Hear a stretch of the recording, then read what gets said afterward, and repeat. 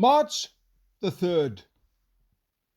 The Spirit shrieked, convulsed him violently, and came out. Mark chapter 9, verse 26. Evil never surrenders its grasp without a tremendous fight.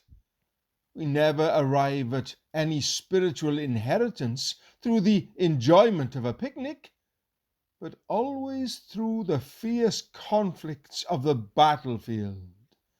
And it is the same in the deep recesses of the soul.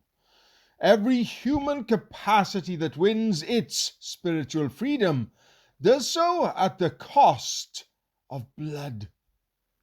Satan is not put to flight by our courteous request. He completely blocks our way, and our progress must be recorded in blood and tears. We need to remember this, or else we will be held responsible for the arrogance of misinterpretation.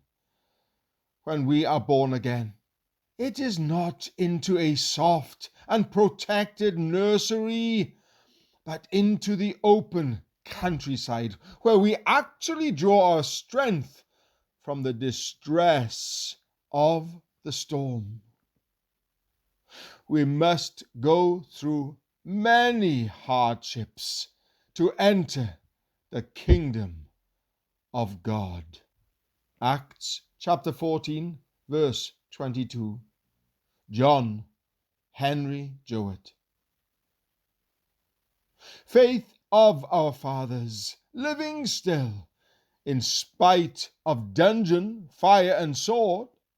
Oh, how our hearts beat high with joy whene'er we hear that glorious word. Faith of the fathers, holy faith, will be true to thee till death.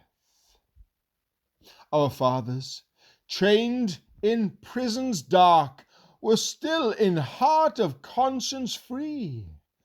How sweet would be their children's fate if they, like them, could die for thee.